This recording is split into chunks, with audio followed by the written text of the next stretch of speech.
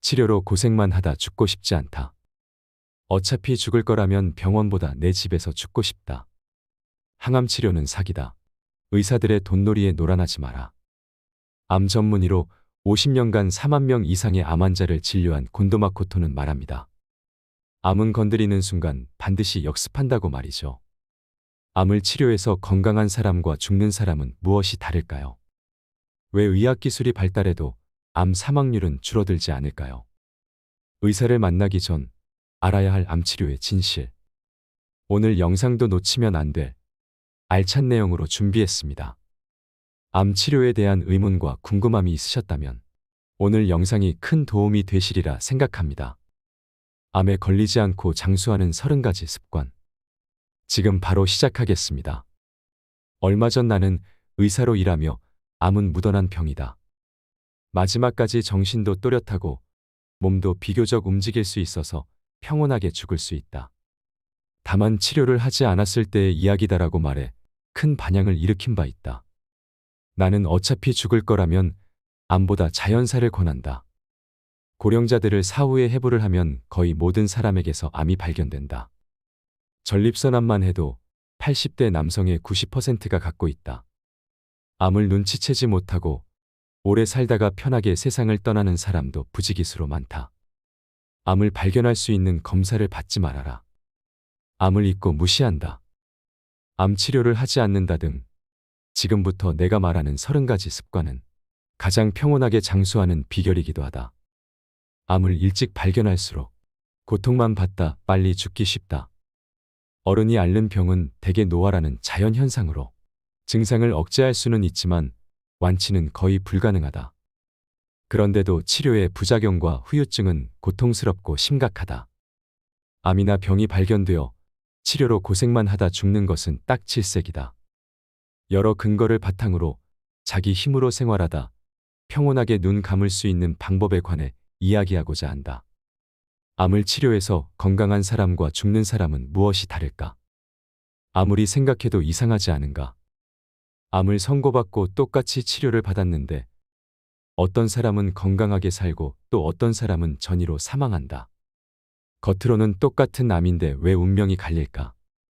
또 조기 발견과 조기 치료가 암을 낫게 할 텐데 왜 죽는 사람은 늘어나기만 할까? 암에는 진짜와 가짜가 있어서 진짜 암은 아무리 빨리 발견해도 어떤 방법을 써도 낫지 않는다.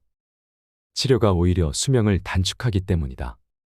나는 대학병원의 의사가 된 후로 한동안 유방암 환자에 대한 항암제 치료를 철저히 해왔다. 그런데도 부작용으로 고통스러워하며 죽어가는 환자가 많았다. 내 치료가 틀렸다고 반성하며 의학 논문을 수천 편 읽었다. 그리고 깨달았다. 위암이나 유방암 등 고형암은 겉으로 보기에는 닮았어도 분명하게 두 가지 유형으로 나뉜다. 나는 그것을 각각 진짜암, 유사암이라 부르기로 했다. 암의 뿌리는 단 한 개의 암줄기세포다. 줄기세포의 전이 능력이 있는 것이 진짜 암이다. 이것은 일단 생기면 바로 혈액을 타고 간과 폐, 뼈 그리고 뇌 등에 퍼져서 잠복한다. 인간이 조기 발견할 수 있는 것은 암이 5년에서 20년에 걸쳐 1cm 이상 커졌을 때다. 그러나 전이는 암이 1mm 이하일 때 온몸에 흩어지며 일어난다. 그래서 진짜 암은 아무리 수술이나 항암제 치료를 해도 전이가 일어난다. 오히려 치료로 암이 기승하기 시작해 수명을 단축시키는 경우가 많다. 반면에 유사암은 줄기세포의 전이 능력이 없어서 목숨을 빼앗지 않는다. 내버려두면 커지지 않고 사라지는 경우도 있다. 그래서 치료하지 않는 편이 낫다. 요컨대 진짜, 가짜를 묻지 않고 눈에 보이는 암을 무조건 제거하고 쳐부수는 치료는 의미가 없다는 말이다. 실제로 암방치를 선택한 수백 명의 위암, 폐암, 전립선암, 유방암, 자궁암 환자를 25년 넘게 진찰해왔다. 그리고 지금 단언할 수 있다. 고형암은 진짜도 가짜도 가능한 한 방치해서 상황을 보다가 통증이나 호흡 곤란이 생겼을 때 비로소 그것을 경감시키는 완화 케어를 하는 것이 좋다. 요컨대 치료가 아니라 증상 제거에 초점을 맞춰야 한다. 이것이 가장 고통스럽지 않고 돈도 들지 않는 연명 방법이다. 무의미한 치료로 죽지 않기 위해서 이 책은 하지 않아도 될 치료로 사망하거나 겪을 필요 없는 통증과 부자유의 눈물을 흘리지 않기 위해 암에 걸리지 않는다, 발견하지 않는다, 치료하지 않는다는 세 가지 메시지를 전한다. 1장, 암에 걸리지 않는 생활 습관. 의사를 멀리한다. 의사를 찾아가기 때문에 암이 발견되고 필요 없는 치료로 일찍 죽는다. 암 환자가 되지 않으려면 지켜야 할 규칙이 있다. 참을 수 없는 통증, 죽을 것 같은 고통이 없는 한 의사를 가까이 하지 않는 것이 그 규칙이다. 물론 건강검진이나 단기 입원 종합검사도 받지 않는다. 백신도 접종하지 않는다. 병원에 가지 않으면 암이 발견될 일도 없고 공연히 치료받을 일도 없다. 그러면 꽤 높은 확률로 평온하게 천수를 누릴 수 있다. 의사를 가까이해 수명이 단축된 유명인의 예를 들어보자. 우리 집 근처에 지오노 후지 씨가 살아서 자주 봤어요.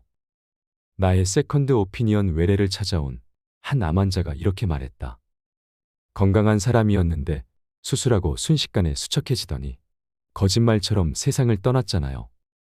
치료는 정말 무서운 거구나 싶었죠. 지오노 후지는 단기 입원 종합검사에서 작은 췌장암을 발견해 바로 수술을 받았다. 그야말로 조기 발견, 조기 치료였다. 암은 완전히 제거했다고 의사는 말했지만 몇 개월 후 폐로 전이되어 수술 후 1년 만에 사망했다. 체중은 수술 전보다 13kg이나 줄었다고 한다. 췌장암은 진짜가 많지만 가만히 내버려두면 대개 잠잠해지고 전이도 바로 나타나지 않는다. 두 사람 모두 검사를 받지 않았다면 지금도 췌장암의 존재조차 모른 채 건강하게 활약했을 가능성이 있다. 미국에서는 의료에 대한 새로운 인식이 확산되어서 목숨과 관계되지 않는 종양을 암이라고 부르지 말자. 하지 않아도 되는 검사나 치료가 몸을 아프게 하고 암이라는 단어의 이미지가 환자를 공포로 내몰기 때문이다라는 요지의 토론도 시작되었다. 밥을 맛있게 잘 먹을 수 있는데 건강검진이나 단기 입원 종합검사에서 암이 발견된다면 대개 유사암이다. 치료할 의미가 없다. 반면에 피가 섞인 가래나 기침, 음식을 삼키기 어려운 증상 등과 함께 발견된다면 진짜 암일 확률이 높다.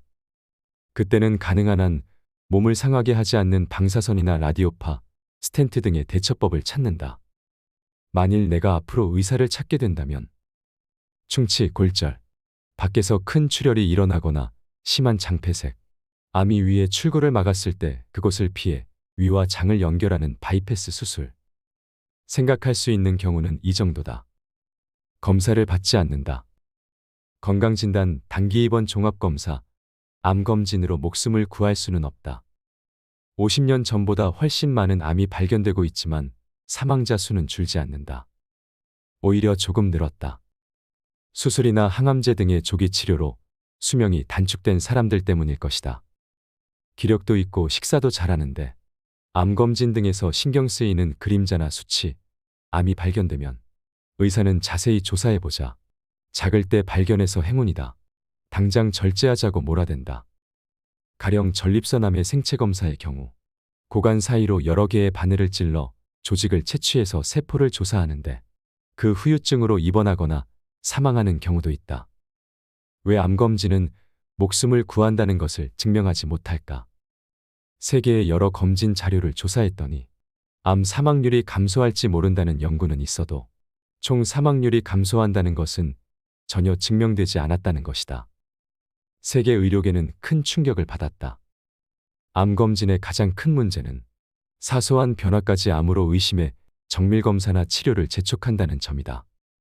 가령 자궁경부암 검진에서는 이 암으로 사망하는 사람보다 수천 배나 많은 이들이 이상을 발견해 정밀검사를 받는데 절제수술에 돌입해 수명을 단축하는 경우가 적지 않다. 일본 남성의 절반 가까이가 받는 폐암 검진도 조기 발견한 사람이 그렇지 않은 사람보다 많이 사망한다는 것이 밝혀졌다. 암은 체내에서 생겨나 검사를 통해 발견될 때까지 5년에서 20년 이상 걸린다. 사람들이 생각하는 것보다 훨씬 천천히 진행되는 경우가 대부분이다. 만일 진짜 암이면 처음부터 전신의 전이에 잠복해 있다. 그래서 상태를 보고 통증이 점점 심해진다. 음식을 먹을 수 없다. 숨쉬기가 곤란하다 등의 증상이 나타났을 때만 그것을 완화하는 치료를 하는 것이 좋다. 검사는 불행의 시작이다. 건강검진은 신장, 체중 측정과 소변 검사 정도만 받고 체열은 하고 싶지 않다. X선 피폭은 무섭다고 저항하자. 유사암에 당황하지 않는다. 의심스러운 병변이 발견되면 병리의가 병리 진단을 한다. 생체 검사로 세포를 떼어내어 현미경으로 생김새를 본다. 세포의 크기, 모양, 배열 등을 확인해 생김새가 나쁘다고 판정하면 악성 종양, 즉 암 진단이 내려진다. 그런데 인간과 마찬가지로 생김새가 좋지 않은 세포가 실제로는 전혀 문제없고 반대로 잘 정돈된 생김새의 세포가 흉악한 경우도 있다. 그러나 병리에는 생김새가 조금만 나빠도 암으로 진단해서 외과의에게 전달한다. 외과에서도 의심스러운 것은 전부 암으로 해두라고 말한다. 그 중에는 가짜인 유사암이 매우 많다. 내버려둬도 죽지 않는 가짜를 암이라고 하는 것이다. 암이 발견되면 의사들은 기다렸다는 듯이 바로 제거하면 거의 100% 낫는다. 치료하지 않으면 손해다. 항암제로 없애자며 치료 의욕에 넘친다. 의료는 비즈니스이기 때문이다. 또 환자도 암검진으로 초기에 암이 발견됐다. 작을 때 깨끗이 제거했으니까 앞으로 5년간 재발하는 일 없이 건강할 것이다. 행운이다 하고 좋아한다. 무해한 유사암을 발견해 의미도 없이 몸을 상하게 해서 손해를 입었는데도 말이다. 종양이나 염증을 암으로 진단해 자궁과 위를 제거하거나 항암제 투여로 고통을 받다가 일찍 죽는 경우가 많다. 고형암은 서둘러서 치료하지 않는 것이 정답인데 자신의 암은 진짜일까 가짜일까? 이것이 환자가 가장 알고 싶은 문제다. 가령 암세포가 커져서 피부를 찢고 나오는 유방암은 진짜 암이라고 생각할 것이다. 그러나 덩어리가 퍼지지 않고 부분적으로 그곳에 피부만 찢어져 얼굴을 내미는 것은 오랜 시간을 두고 봐도 전이가 일어나지 않는다. 수술이나 항암제 치료를 받고 5년 이상 지났으면 유사암인가요라는 질문을 자주 받는다. 기본적으로 치료 후 5년에서 10년 생존하고 그 시점에서 전이가 발견되지 않으면 그것은 유사암이다. 가령 진짜 암이어도 내가 최장 25년 이상 봐온 암방치 환자들의 대부분은 세상의 상식보다 훨씬 오래 살았다. 예를 들어 진행이 빠르다는 경성위암을 수술하면 1개월에서 2년 정도밖에 살지 못한다. 그러나 수술을 보류한 나의 환자 중에는 경성위암임에도 3년에서 9년이나 산 사람이 많다. 유사암으로 일찍 죽지 않고 진짜 암이어도 오래 살기 위해서 암은 방치해야 한다. 약을 먹지 않는다. 약으로는 병을 막을 수 없고 치료할 수도 없다. 별다른 증상도 없는데 건강검진에서 수치가 높다는 말을 듣고 복용하기 시작한 약은 지금 당장 내려놓자. 혈압, 콜레스테롤, 혈당치를 낮추는 약으로 수명이 늘었다는 자료는 전무하고 오히려 암, 뇌경색, 치매, 거동을 못하게 되는 원인이 된다. 오랜 기간 복용한 약은 중단해도 한동안 약효가 지속되므로 급격한 악화는 나타나지 않는다. 불안하면 일주일에 한 종류씩 줄이자. 약을 끊은 사람들은 오전에는 늘 멍했는데 아침부터 움직일 수 있게 되었다. 음식 맛이 느껴지니 밥이 맛있다. 다리가 후들거리지 않는다. 혈관성 치매 초기 증상이 사라졌다는 소식을 전해주었다. 80세인 어머니가 복용하던 혈압약과 혈액을 맑게 하는 약, 당뇨 치료제, 콜레스테롤 약, 골다공증 약, 위장약 등을 모두 끊었습니다. 아무 이상 없이 건강하십니다라는 식의 보고도 자주 듣는다. 해열 진통제, 위장약의 부작용은 무섭다. 약국에서 쉽게 구입할 수 있는 대중약을 무조건 믿어서는 안 된다. 위장약 일반에 포함된 제산제에는 알루미늄 화합물이 자주 사용되기 때문에 특히 고령자나 신장이 나쁜 사람이 지속해서 복용하면 치매 등의 위험이 높아진다는 연구 결과가 있다. 환자들이여 약을 버려라. 약은 독이다.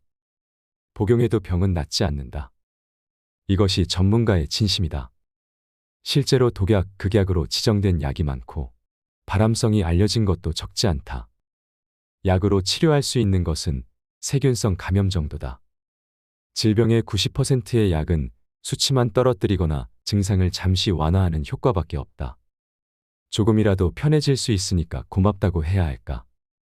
하지만 모든 약에는 두통, 위통, 혈변, 어지럼증, 정신불안, 부정맥 등 독성과 부작용이 있다. 정신과에서 처방받는 항우울제, 항불안제, 수면유도제 등 뇌에 작용하는 약은 의존성이나 부작용이 많아서 그것을 다시 약으로 억누르는 악순환에 빠지기 쉽다. 어린이와 고령자에게는 특히 위험하다. 알츠하이머형 치매 치료제인 메마리는 경련과 실신, 환각과 착란 등의 증상이 일어나기 쉽다. 그렇다면 한방약은 안심할 수 있을까? 그렇지 않다. 항암제 재료가 될 만큼 독성이 강한 성분이 포함되어 있어서 한방약 부작용으로 사망자가 생긴 사건은 무수히 많다. 최초의 한 알에 손을 대지 말아야 한다. 살을 빼지 않는다. 살이 빠지면 저항력이 약해져서 암이 기승한다. 암에 걸리니까 고기도, 우유도, 설탕도 전부 먹으면 안 된다고 하니 식욕이 떨어져서 살이 많이 빠졌어요라고 말하는 환자가 상담을 왔다. 요즘에는 암이 사라지는 식사, 암은 식사로 낫는다는 식의 정보가 넘쳐나다 보니 암 환자 대부분이 현미, 채식으로 바꿨다. 고기와 우유를 먹지 않는다. 단 것을 끊었다.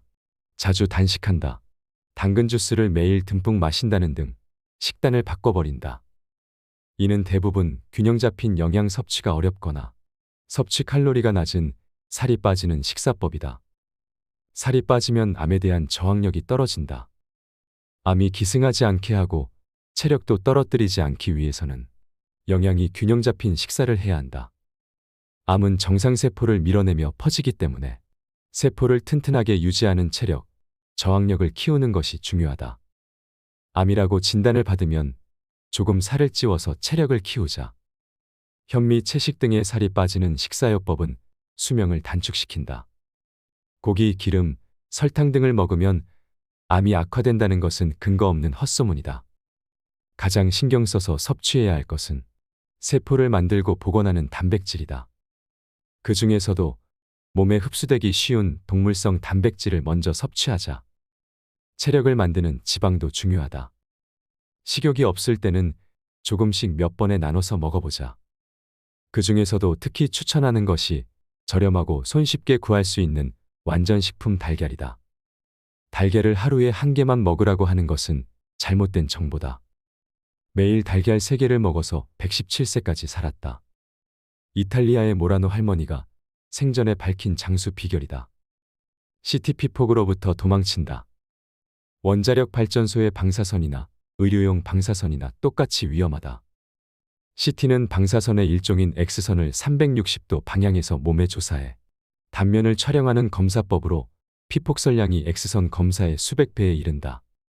어린이는 피폭으로 암이 발생할 확률이 성인보다 몇 배나 높다. 그러나 이런 무서운 사실도 제대로 알려지지 않고 있다. 피폭은 암뿐 아니라 발육을 지연시키기도 한다. 뇌신경은 매우 예민하기 때문에 피폭은 뇌신경의 발달에도 영향을 미친다. 나는 원래 방사선을 이용한 암 치료를 전문으로 해왔는데 이제껏 치료한 환자 가운데 여러 명이 방사선 유발암으로 사망했다. 그래서 반성하는 마음을 담아 의료 피폭에 대한 경고를 계속하고 있다. 항암 보조제나 민간요법을 믿지 않는다. 암은 일단 변이하면 이전으로 돌아갈 수 없다. 암 환자 대부분이 지푸라기라도 잡는 심정으로 민간요법에 뛰어든다. 나는 돈을 건네는 순간부터는 전부 사기라고 생각해야 한다고 수명을 줄이는 일이 될 수도 있다고 말한다. 보조제나 건강식품, 민간요법 가운데 암을 예방한다. 진행을 늦춘다. 생존율을 높인다고 그 치료 효과가 증명된 것은 하나도 없다.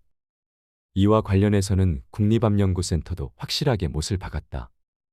그 어떤 성분을 섭취해도 몸을 따뜻하게 하고 면역세포를 늘려도 암을 없애는 것은 불가능하다.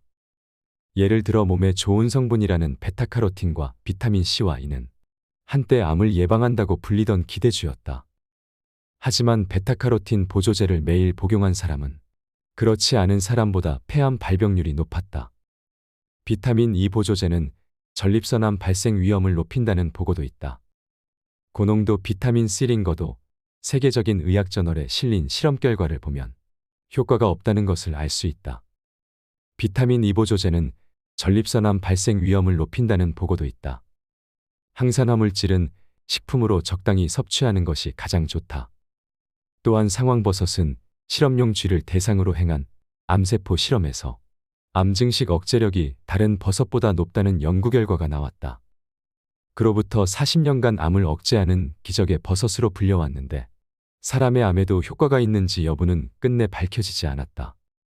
동물 실험이나 시험관을 통해 얻은 수치는 인체에 미치는 효과와는 전혀 관계가 없다. 이렇게 해서 암이 사라졌다는 체험담은 특히 민간요법에서 자주 볼 수 있다. 나는 지금까지 방치용법을 택한 환자 중에서 이유는 모르지만 암의 성장이 멈추거나 작아지거나 사라진 예를 수없이 봐왔다. 치료하지 않으면 암은 사라지기도 한다. 이유는 알 수 없지만 암은 사라지는 경우도 많다. 보조제나 민간요법을 사용했을 때 암이 사라지면 그 효과를 널리 퍼뜨리고 싶은 마음은 10분 이해한다. 그러나 진짜로 암을 없앨 수 있다면 노벨상감이다. 면역요법 등을 행하는 클리닉에서는 암이 축소했다, 사라졌다고 광고한다. 그런데 자세히 보면 치료 전과 치료 후의 촬영 부위가 다르거나 엉터리가 많다. 그래도 속는 사람이 끊이지 않는다. 2장, 암으로 일찍 죽지 않는 장수지혜. 아침 식사를 거르지 않는다. 80대 이상의 고령 사망자를 해부하면 거의 모든 사람에게서 암이 발견된다는 이야기를 앞에서 한 바 있다. 암은 노화현상, 다시 말하면 자연현상이다. 암은 주름이나 치매처럼 자연현상에 대해 인간이 멋대로 가져다 붙인 이름이다. 그런데 이러한 현상에 인위적인 치료를 가하니까 몸이 불편하고 고통을 받는 것이다. 암을 자연현상으로 받아들이게 되면 그 죽음 또한 대체로 자연스럽고 편안한 경우가 많다. 암이라는 사실도 눈치채지 못할 정도다.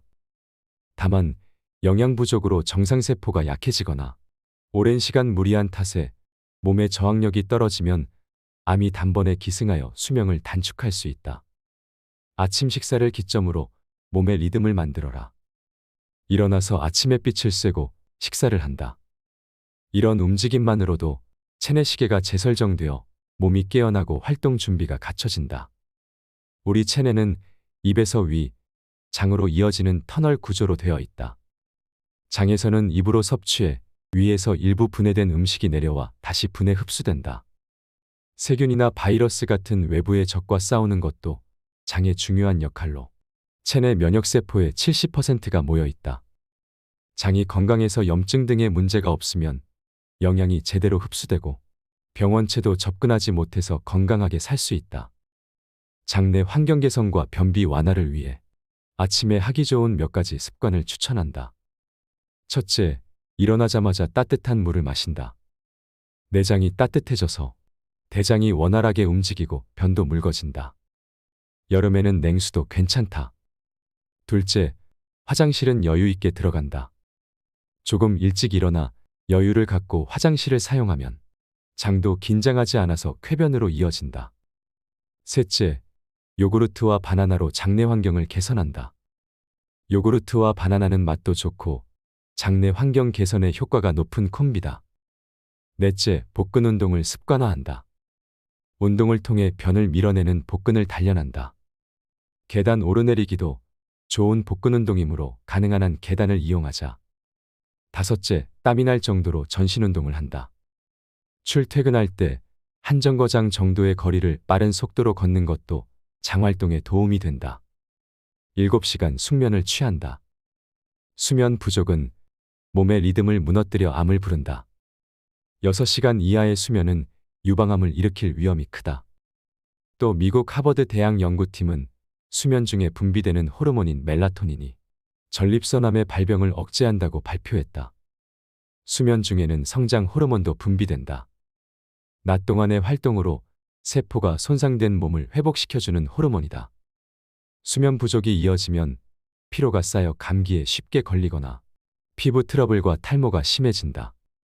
성장 호르몬이 제대로 분비되지 않은 탓에 회복이 늦어 건강을 해치고 노화를 초래하기 때문이다. 또 신진대사 능력도 떨어져 밤샘을 하면 곧바로 얼굴이 붓는다. 교감신경의 긴장이 지속되어서 혈압도 올라간다. 하나같이 수명을 줄이는 일뿐이다. 수면 시간이 6시간 이하인 사람은 7시간에서 8시간인 사람에 비해 사망률이 2.4배 높아진다고 보고했다. 다만 수면도 과유불급이다. 과다수면도 일찍 사망한다.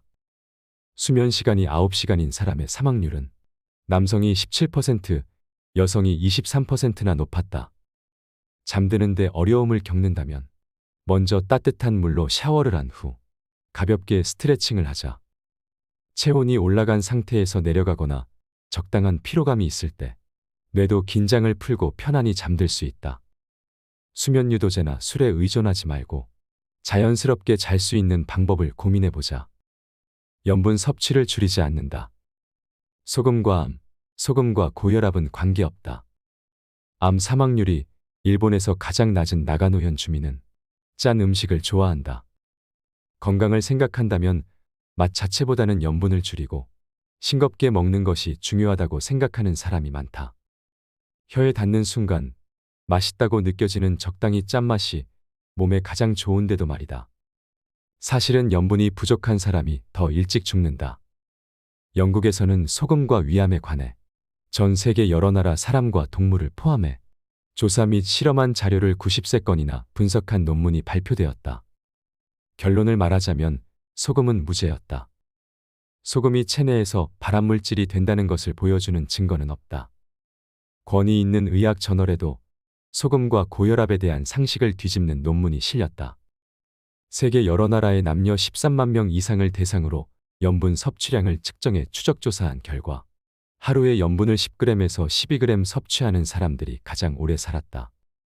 또한 염분 섭취량이 적을수록 심근경색에 걸리기 쉽고 사망률도 높아진다는 결과를 얻었다. 소금 결핍은 생명을 빼앗는다. 고혈압 환자 중 98%는 소금과 관계가 없다. 물과 소금은 공동으로 체내의 수분 양을 조절해 체액을 약알칼리성으로 유지하고 칼륨과 연계의 규칙적인 심장 박동을 돕고 신경 전달과 소화 흡수를 돕는 등 생명과 관계되는 일을 한다. 물과 소금 중 어느 한쪽이 부족해도 탈수, 현기증, 전신장애, 신부전, 혼수 등이 일어나고 최악의 경우 죽음에 이른다. 특히 날씨가 더워 땀을 많이 흘리는 계절에는 나트륨을 빼앗기기 쉽기 때문에 물뿐만 아니라 소금도 보충해야 한다. 물과 소금은 몸에 필요한 양을 제외하고는 바로 소변으로 배출되는 까닭에 과다 섭취해도 걱정할 필요가 없다. 세계보건기구는 성인은 하루 소금 섭취량을 5g 미만으로 조절해야 한다고 발표했다. 덴마크의 한 연구자는 소금 섭취량을 6g 미만으로 줄이자고 권고하고 있다. 공포감을 조장하는 비즈니스에는 늘 주의하자. 소금 섭취량이 6.7g 미만일 때 오히려 사망률이 증가했다. 또한 나트륨과 칼륨은 서로 연동해서 체내의 균형을 유지하므로 칼륨이 많은 생채소, 감자나 고구마, 두부, 해조류, 과일 등도 적당히 섭취하는 게 좋다. 혈압과 콜레스테롤은 약으로 해결되지 않는다. 무리하게 수치를 내리면 암을 부른다. 70세가 넘으면 절반 이상이 혈압이 높으니까 치료를 받아야 한다며 혈압 강화제 복용을 권유받는다. 사망 원인 중 암 다음으로 많은 것이 심근경색, 뇌경색, 뇌출혈 등 심장과 뇌의 혈관이 막히거나 파열해서 일어나는 병이다. 이를 막기 위해 혈압을 낮추라는 것인데 혈압을 약으로 낮춰서 뇌졸중이나 심장병이 줄었다, 사망률이 감소했다고 증명된 자료는 하나도 없다. 강화제로 인한 암 발병률이 번번이 경고될 뿐이다. 고혈압 환자들을 대상으로 연구한 결과 혈압 강압제를 복용한 그룹이 암에 걸리거나 뇌경색을 일으킨 경우가 많았다. 강압제를 장기 복용하면 암, 뇌경색, 치매가 증가한다. 그럼 혈압이 180이 넘는 사람은 어떨까? 주민 4만 명 이상을 5년간 추적한 조사에서는 혈압이 높은 그룹이 낮추는 치료를 하자 오히려 사망률이 높아졌다는 결과가 나왔다. 수축기 혈압이 180 이상인 사람들이 160 미만으로 떨어지면 애초에 160 미만이면서 치료하지 않았던 사람들보다 10배가량 사망률이 뛰어올랐다. 핀란드에서는 혈압 강화제를 복용하지 않는 75세에서 85세 노인 500명을 5년간 추적조사했는데 그 결과 최고 혈압이 180 이상인 사람들이 가장 오래 살았다는 점이 밝혀졌다. 최고 혈압이 140 이하인 사람들은 생존율이 크게 떨어졌다. 이는 생물학적, 의학적으로 당연한 결과다. 인간의 신체에서 중요한 것은 뇌이고 뇌 활동의 연료가 되는 영양과 산소를 혈액이 운반한다. 심장은 펌프 운동을 하면서 혈액을 내보내는데 나이가 들수록 혈관이 굳고 가늘어지는 까닭에 힘차게 내보내지 않으면 구석구석까지 미칠 수 없다. 그래서 심장의 펌프 압력을 세게 하는 혈압을 올릴 필요가 있는 것이다. 이를 약으로 억제하면 강물이 흐르지 않고 고여 탁해지듯이 혈액의 흐름이 나빠져 혈관 안에서 굳어지기 쉽다. 무서운 것은 뇌경색인데 혈관이 막히거나 혈액이 흐르지 못해 뇌의 조직이 죽어버리는 병으로 반신마비가 일어날 수 있다. 혈액이 뇌에 제대로 돌지 않으면 비틀거림과 치매도 발생하기 쉽다. 국가 연구에서는 연령, 혈압에 관계없이 혈압 강화제를 복용하지 않는 사람이 14년 후 높은 자립도를 보였다는 연구 결과를 내놓았다. 혈압을 억지로 조절하지 않고 자연스럽게 놓아두는 편이 몸과 마음 그리고 뇌의 건강에 좋다는 것이다. 혈압은 연령과 성별, 흡연, 운동량 등의 영향을 받아 몸이 최고의 상태가 될 수 있게 알아서 조절해주는 수치다. 수축기 혈압이 200대로 올라 두통과 현기증이 있다면 이때는 치료가 필요하다. 이를 제외한 경우에 고혈압이 신경 쓰인다면 폭음과 폭식에 주의하고 자주 걷자. 절제와 운동을 실천하면 혈압이 내려갈 것이다. 흔히 혈중 콜레스테롤도 높을수록 혈액이 끈적끈적해져 심근경색 등으로 일찍 사망한다고 생각하는데 사실은 완전히 반대다. 고지혈증으로 진단받은 5만 명에게 콜레스테롤 저하제를 복용하게 하고 추적한 연구가 있다. 뚜껑을 열어보니 콜레스테롤 수치가 떨어질수록 뇌졸중, 암 등 사망률이 증가했다. 콜레스테롤 수치가 높을수록 암을 막는 방파제가 되는 한편 낮으면 낮을수록 암 발병률과 암 사망률이 높아진다는 자료가 속속 발표되고 있다. 콜레스테롤은 지질의 한 종류로 고기, 생선, 달걀에 많이 포함되어 있고 세포막의 재료가 된다. 즉, 세포를 튼튼하게 해준다. 그걸 아는가? 전체 콜레스테롤 수치의 기준을 조금만 높여도 약의 판매가 1조 원 이상 감소한다.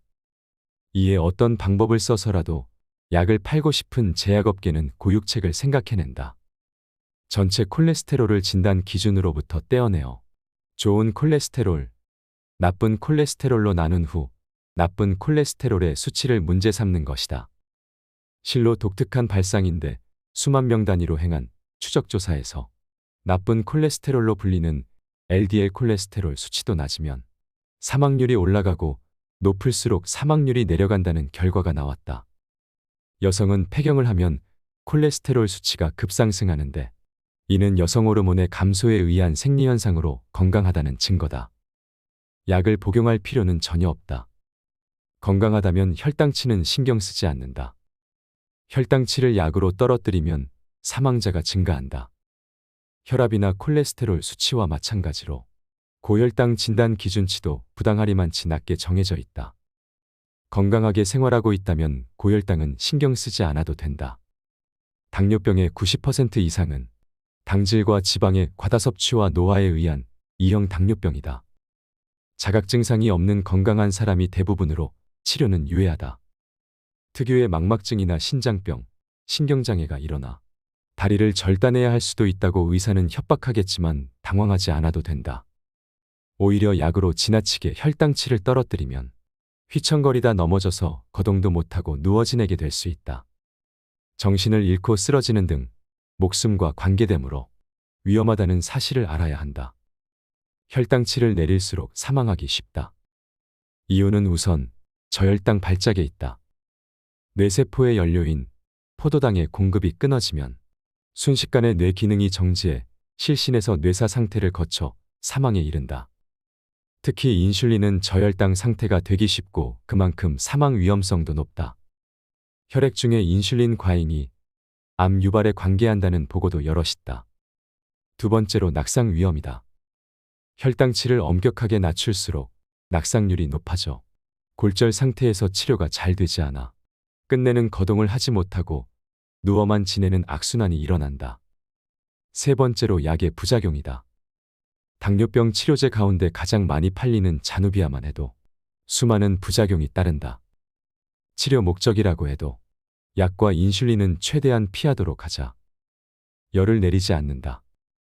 발열, 기침, 콧물 등의 증상은 면역체계가 싸우고 있다는 신호다. 인간의 면역체계는 바이러스, 세균, 동물 등 이물질, 외부의 적에 대해서는 확실히 엄청난 공격력을 발휘한다. 의학적으로 면역력이 올라갔다는 것은 면역체계를 유지하는 백혈구 수가 증가해 빨갛게 붓거나 열을 가진 염증이 일어난 상태를 말한다. 발열, 기침, 콧물, 가래, 설사, 구토 등은 면역력이 올라가 바이러스 세균과 싸우고 있다는 신호다. 약에 의존하지 말고 몸 밖으로 내보내야 할 것은 완전히 내보내는 것이 회복의 지름길이다.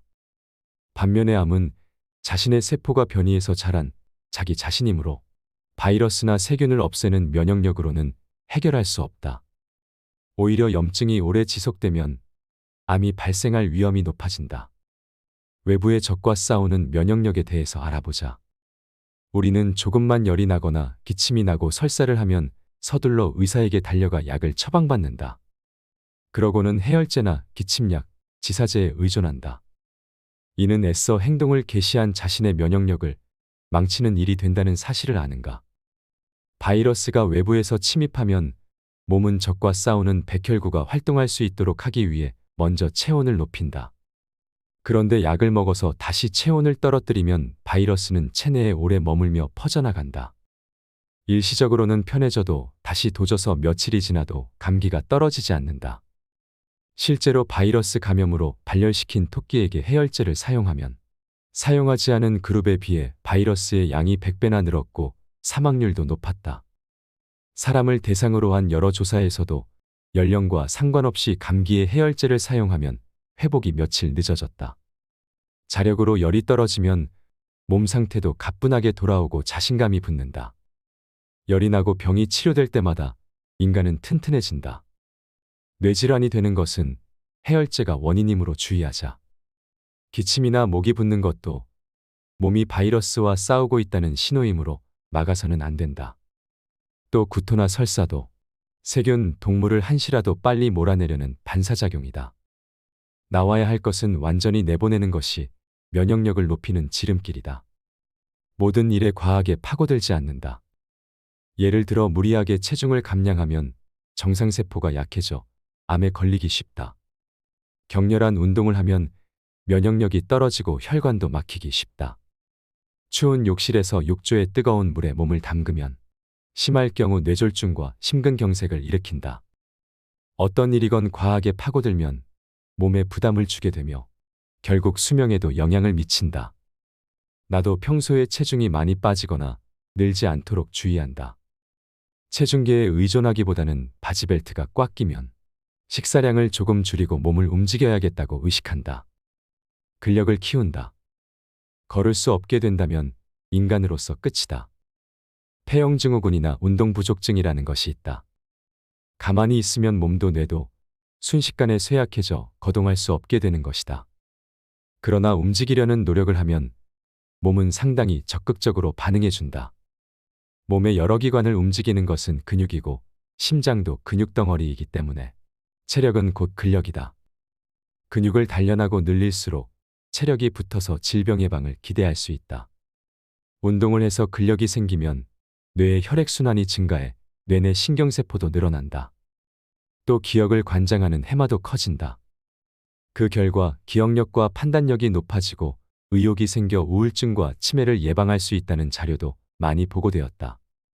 근력운동은 과학적인 증거가 있는 근사한 뇌 운동이기도 하다.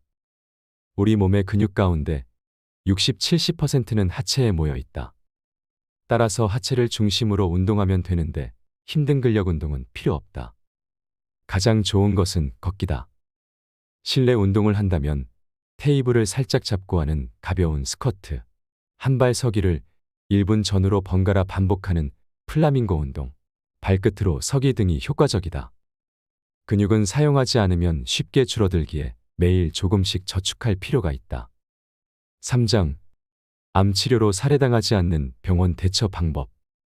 검사 수치에 주눅들지 않는다. 암에 걸리지 않는 가장 좋은 방법은 암 진단을 받지 않는 것이다.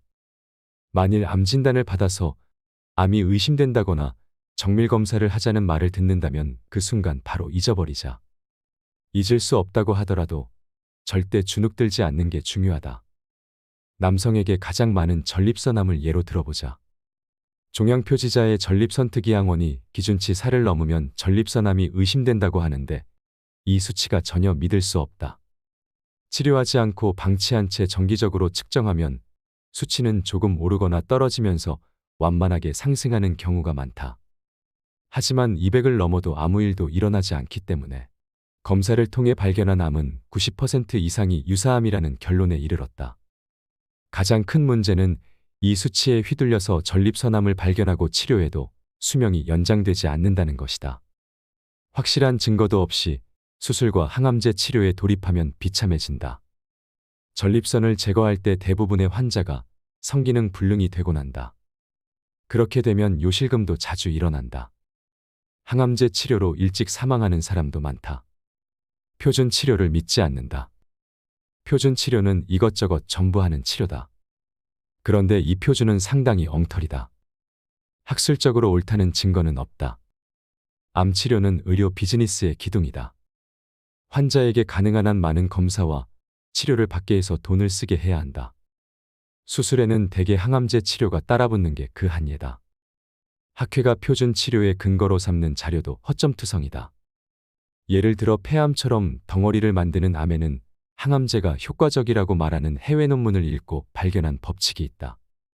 전이암 치료 중 병원에 오지 않게 된 사람을 그 후에도 살아있는 것으로 한다는 법칙이다. 치료해도 힘들 뿐일 텐데 라고 생각해도 의사는 그 사실을 환자에게 말할 수 없다. 나는 눈앞에 있는 환자가 어떻게 하면 가장 고통받지 않고 안전하게 오래 살 수 있을까에 관해 깊이 연구해왔다. 이것이 유사암 이론의 대전제다. 나는 암의 종류와 진행 정도에 따라 이렇게 세심하게 대처법을 생각한 의사는 많지 않을 거라고 자부한다. 나는 암 절제 수술은 후유증이 크고 몸에 메스를 대면 암이 기승한다. 그만두는 게 좋다. 항암제는 듣지 않는다고 말한다.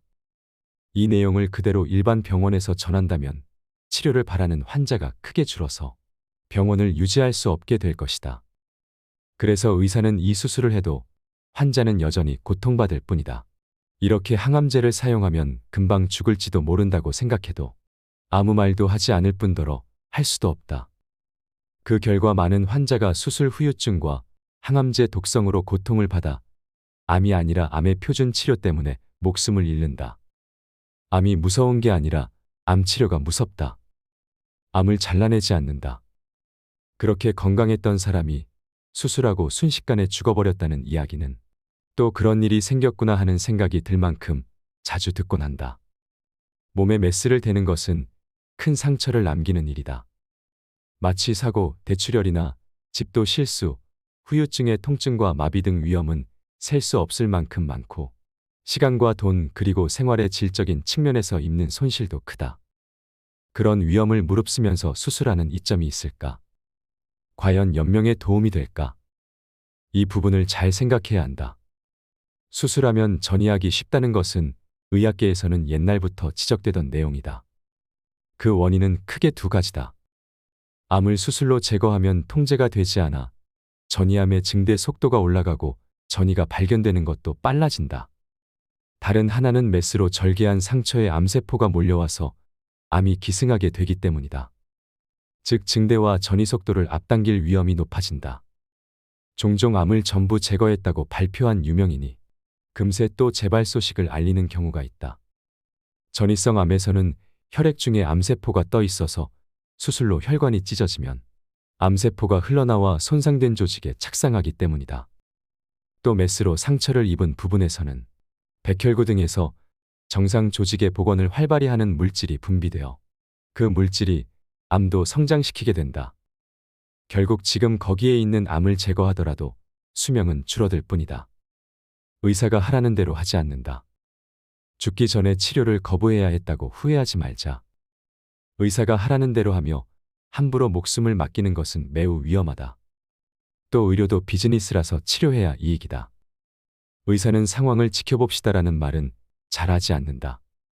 그 결과 무의미한 치료로 몸이 망가져 죽음에 이르는 환자가 얼마나 많은가. 보도되는 암 수술 사고사는 빙산의 일각이다.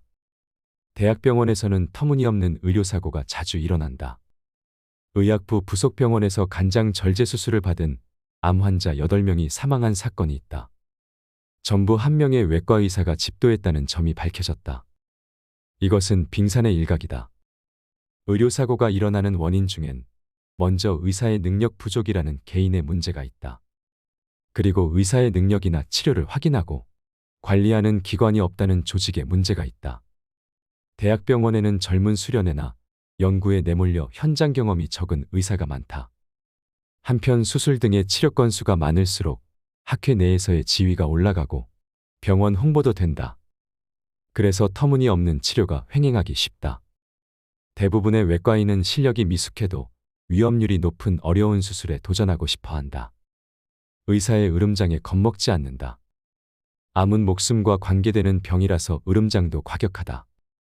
치료하지 않으면 큰일 난다.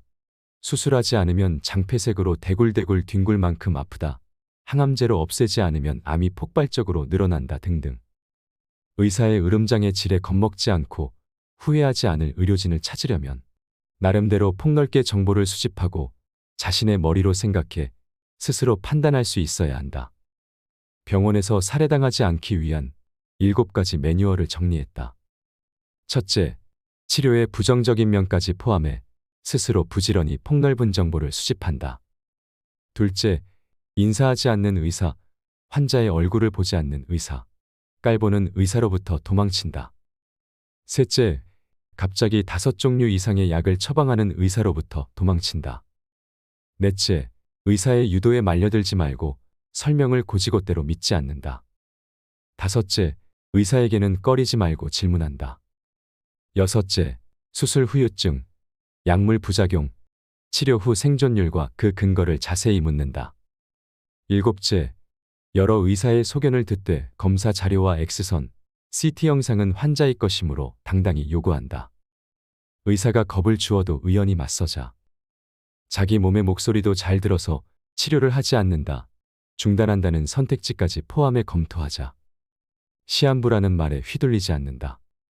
의사로부터 갑자기 시한부 판정을 들으면 거짓말이라 말하고 도망치자. 암을 치료하지 않으면 어떻게 되는지 제대로 지켜본 적이 있는 의사는 거의 없기 때문이다. 게다가 암이 자라는 속도와 남은 시간을 파악하려면 최소 3개월간의 관찰이 필요하다. 암이 사람을 죽이는 것은 폐와 식도, 뇌 등에서 덩어리가 커져 호흡과 식사, 해독 같은 생명 유지의 기능을 먹게 했을 때다. 암 자신이 독소를 내뿜거나 아픈 것은 아니다. 예컨대 유방암은 덩어리가 자라 피부를 찢어 직경 20cm가 넘어도 전이가 없으면 환자는 활발하고 생기 있게 살아갈 수 있다. 유방암으로 목숨을 잃었다면 거의 100% 암이 폐로 전이되었기 때문이다. 그러니까 시한부 판정은 잊어버리고 암에게 천천히 가자고 말을 걸자. 그간 하고 싶었던 일이나 꿈을 하나씩 실현해 나가는 시간으로 삼는 것이다. 항암제에 손대지 않는다. 항암제는 고령자의 수명을 단축시킨다고 국가가 이미 자백했다. 국립암연구센터에서 진료를 받은 70세 이상의 암 환자 1,500명을 추적조사했더니 폐암, 대장암, 유방암 말기 환자는 항암제 치료를 한 사람이나 하지 않은 사람이나 생존율이 다르지 않았다. 폐암으로 40개월 이상 생존했던 사람은 항암제 치료를 하지 않은 환자뿐이다. 유방암의 항암제는 효과가 없다. 유럽 9개국 112개의 병원이 협력해서 유방암 수술을 받은 환자 7,000명을 모아 역사상 유례없는 비교 실험을 진행한 바 있다. 9년간 추적한 끝에 항암제 투여를 한 그룹과 안 한 그룹의 생존율이 다르지 않았다. 이 밖에도 효과가 없다고 말하는 자료가 산처럼 쌓여 있는데도 의사들은 모르는 척한다. 유방암 환자 한 명에게 10종류가 넘는 항암제를 차례로 투여하기도 한다. 무의미한 치료에 피해를 입기 쉽다. 항암제 치료를 받으면 건강한 사람도 급사할 수 있다. 기적의 신약을 믿지 않는다. 암에 특효약은 없으니 사용 전 평판에 속지 말자. 면역 항암제 옵디보는 암세포를 공격하는 기적의 신약으로 대대적으로 홍보되며 1년에 3억 이상 드는 고가의 약으로 화제가 되었다. 그런데 폐암 환자의 비교 실험에서 옵디보나 항암제나 생존율은 거의 같았다. 게다가 처음 수개월은 항암제보다 옵디보를 투여한 그룹이 더 많이 사망했다. 면역 시스템 폭주 때문이다. 기적의 신약은 널리 사용될수록 병원과 제약회사에게는 큰 벌이가 되는 한편 부작용으로 사망하는 환자가 양산된다. 인생을 즐긴다. 몸이 움직이는 한 평소처럼 생활한다.